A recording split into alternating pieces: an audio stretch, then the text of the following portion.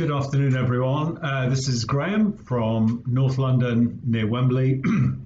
I'm going to be doing a video this afternoon about an album that was released in 1971 on the 26th of March yesterday. I didn't have time to make a video yesterday, so I'm making it today. And it's also inspired by somebody that I've been really enjoying watching his videos, Rob Ison. That's I-S-O-N. I'm going to mention him and some other people that I really enjoy watching later at the end of the video.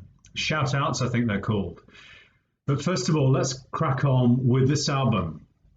Emerson, Lake and Palmer, Pictures at an Exhibition, the Mussorgsky classical piece interpreted by the band in 1971. It was played live at their debut gig and remained a staple part of the live show for a long time, in an abbreviated form later on. But initially, it was the 40 minutes really was a staple part of their live set. So the album was recorded live at Newcastle City Hall, and it was recorded 26th of March 1971. The album cover is by William Neal, who had done the Tarkus album cover for the band previously, well-known cover. So on the outside, we kind of got blank pictures. People may know Mussorgsky, the Russian composer. A colleague of his was going to his he was going to an exhibition, and he was walking around the exhibition, and hence the promenade theme, which I'll mention, which recurs, which is the walk between each of the pictures. There's the backside of the album. It's on the Manticore label. It was originally on Island, and inside the pictures are kind of filled in with the different parts from the whole suite. We've got the Sage, the Old Castle. The Sage is actually a Greg Lake piece. The Gnome is Mussorgsky, interpreted by Carl Palmer. The Old Castle, the Hut of Baba Yaga. Promenade is the walk, hence the blank picture. We have the Curse of Baba Yaga, which is an Emerson, Lake and Palmer interpretation. And we've got the Great Gates of Key, which is very well known. The album is live and is a stunning piece of playing for 1971. I think it's one of the very early, very high intensity unison playing albums, which became so prevalent later on in the jazz fusion scene. Players like Mahavishnu Orchestra, Return to Forever, sort of Billy Cobham, Stanley Clarke. But particularly early on, the Gnome, which sticks quite closely to the original piece by Mussorgsky. The playing between Emerson on the Hammond organ at breakneck speed and Carl Palmer playing all the accents, the unison run on the snare at a ferocious pace, and indeed Greg Lake playing the bass, his Fender bass. You can see this album, or a version of this album, on a video recording, Pictures and Exhibition, which I'll talk about a little bit later, at the Lyceum. In 1970, actually. You can see this very intense, high level unison playing, and it's quite stunning. It really is. It can look a little bit dated now, very busy, but at the time it was pretty unique, and you can see the crowd is quite stunned by the interpretation and the coordination between them. Okay, so this is on the Manticore label. I got this for £2.25 from a record shop in Lancaster, which is where I grew up in Lancashire in the north of England. This is on the Manticore label, which was Emerson, Lake and Palmer's own label. It was originally on Island Records. It's in great condition. I bought this. It was the first album I actually bought. It would have been in early 1980, £2.25. It came out originally actually as a budget album. The band were unsure. They were going to record a studio version of Pictures and Exhibition. And the record company were unsure about it, so they ended up doing a great recording of this at Newcastle City Hall, as I said, and it was put out. It was going to be a double album at one point, maybe with Tarkus, and they put it out separately. Originally, it was released in the United States. They were worried about bootleg recordings, or at least duplicate recordings coming back to the UK, so they kind of put it out as a separate album. It sold very, very well. What else can I say about the album? It ends with a piece called Nut Rocker, which is a Kim Fowley piece, well known, kind of very high energy, sort of rock and roll piece, really. It's an instrumental. Keith Emerson at his kind of fiery best on sort of a honky tonk sound, detuned piano. And it just adds to the whole atmosphere of the piece. The band put their own interpretations and versions into the piece. The Sage is a beautiful acoustic guitar piece by Greg Lake. I'd say one of his very, very best. The Gnome is a really percussive, powerful Carl Palmer piece, very driving, some very, very fast snare work on this album. If you go onto YouTube, you'll see the Hut and the Curse of Baba Yaga. I think it's Emerson, Lake and Palmer Play Fast is how you find it. But the speed is off the scale. It almost feels like a train going off the rails. They often did this. They played at breakneck speed and somehow kept it all together. And some people might be a bit critical of that, playing at that velocity, but that was them. I always thought of them as kind of athletes, almost competing with each other. And particularly Emerson and Palmer, such fiery playing, it kind of suited them almost to compete with each other. And it works really well on this album. There's lots of Moog synthesizer. It was the original modular system that Keith Emerson was playing on this album. There was no mini Moog then. So his setup was Hammond C3, Moog modular system, and he also had a clavinet and a piano on stage as well. He's so fiery on this, but also some beautiful moments. In fact, one of my favorite moments is the second interpretation of Promenade, the theme that reoccurs as Mazulski is walking through his colleague's exhibition. And this is a beautiful solo Greg Lake performance. His original kind of baritone voice is just phenomenal. His voice deepened as he got a bit older, and I think he smoked a bit, and it didn't lose anything. But this original version and the lyric is just sublime, really, really beautiful. A wonderful, peaceful moment in this very kind of high energy, hyperkinetic playing, a lovely variation on tone. The Hut of Baba Yaga, and then going into the Great Gates of Kiev, a well-known piece. And here was an early recording of Keith Emerson basically attacking his Hammond organ, which was a stage antic that he did where he'd climb on the organ, rock it, and get a lot of feedback going back through. He'd sort of wrestle with the organ, wrestle it to the ground. It would actually fall on top of him. He'd be playing it backwards, sticking knives into the organ to hold down notes. And there's a stunning sort of in the Great Gates of Kiev, which ironically sounds a bit like a great big rusty gate opening. Emerson gets this feedback loop going, and the sound is almost of a giant gate that's sort of opening. It's quite eerie and amazing. So that is a little bit about the album. This is my original vinyl copy. So just to say, I do have other versions of it. I got the CD, this is the Sanctuary Records 2001 release. It has a bonus track, which is called Pictures and Exhibition. The band re-recorded it for a box set in the early 90s, 94, I think it was originally. It was called Return of the Manticore, which I have. And they did a truncated version of Pictures and Exhibition. It came in at about 20, 25 minutes. not all of this is replicated in that re-recording, which is very good.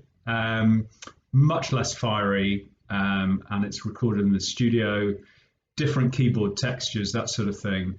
But that was then added as a bonus track to the CD in 2001.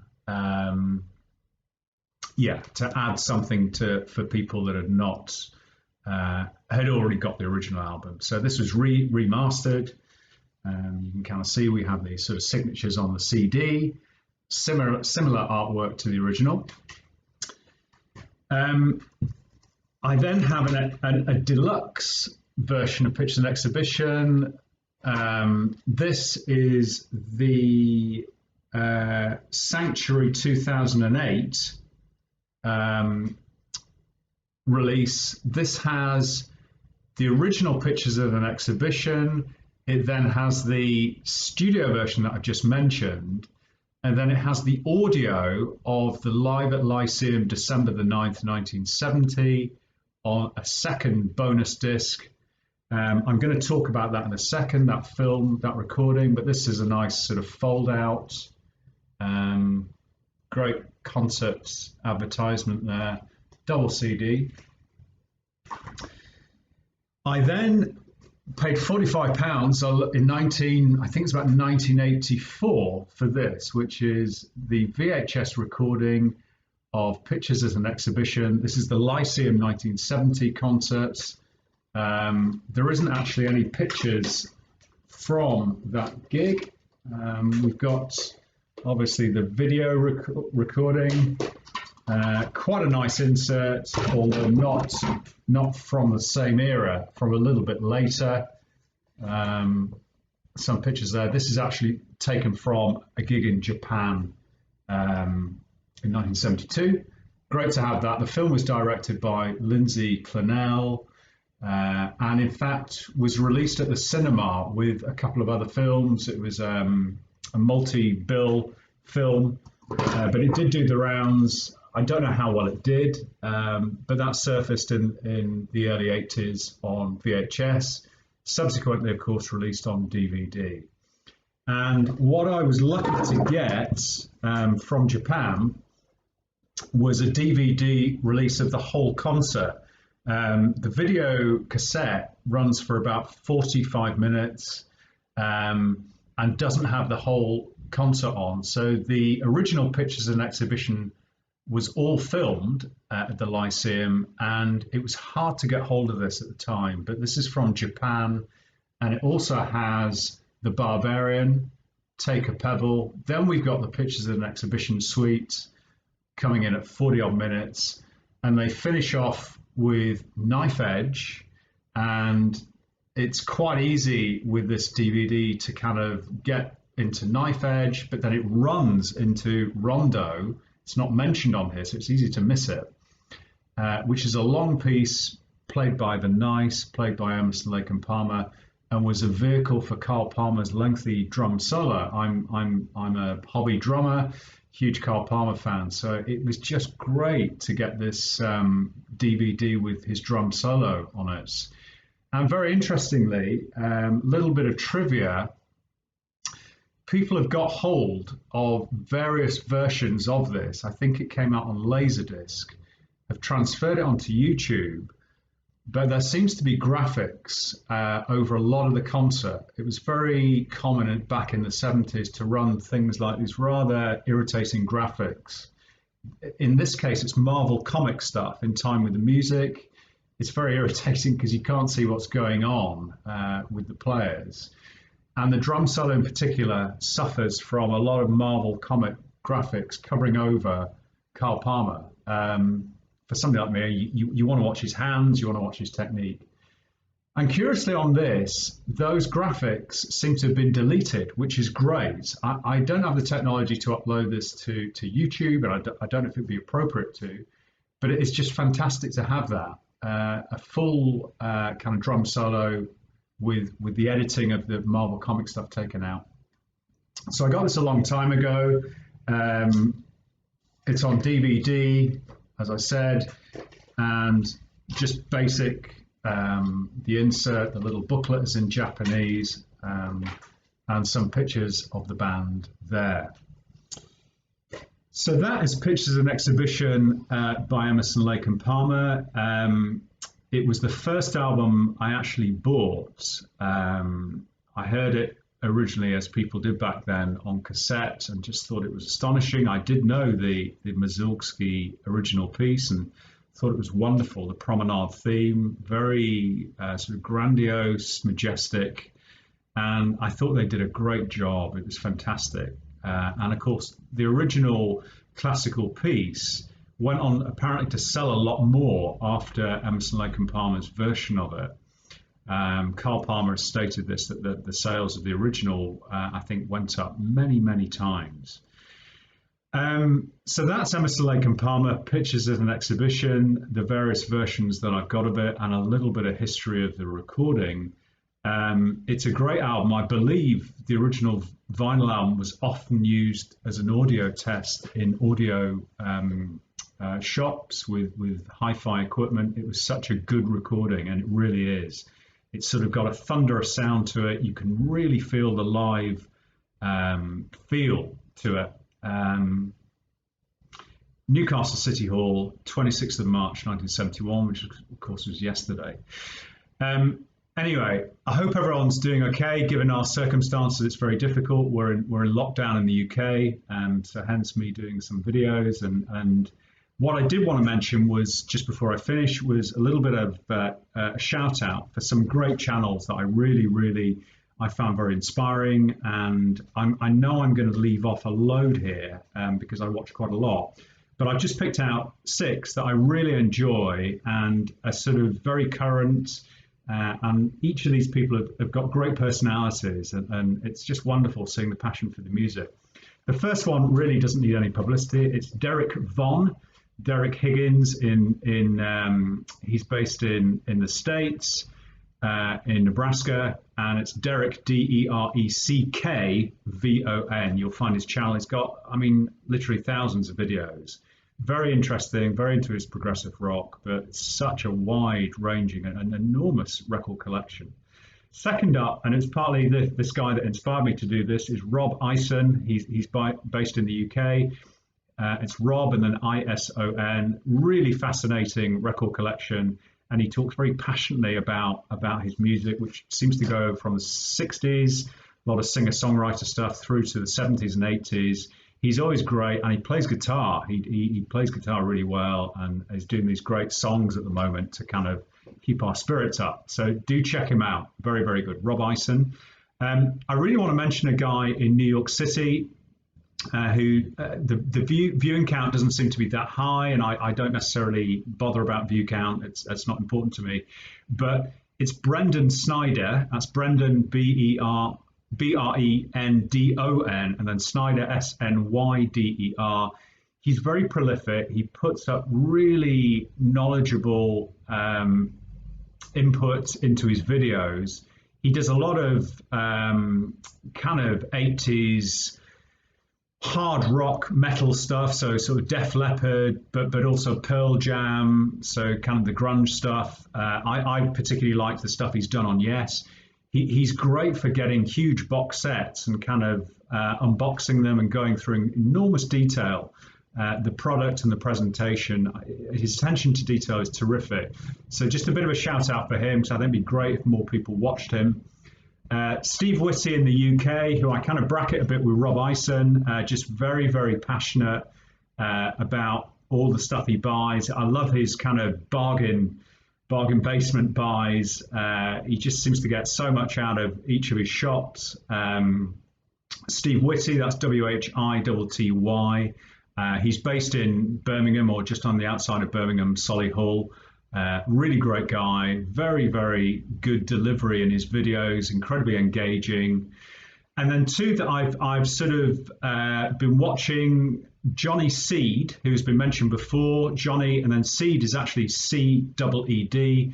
Very amusing character, and he does all sorts of videos on obscure food and things like that, but also his vinyl collection. And then last up is Richard McHook.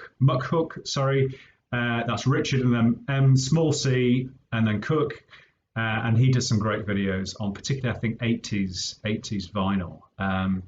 So thanks to all those guys. I kind of nick and take things from all of them for my videos, but I find them really engaging, and I'm sure you'd really enjoy them. Okay, stay well, everyone, and speak to you soon.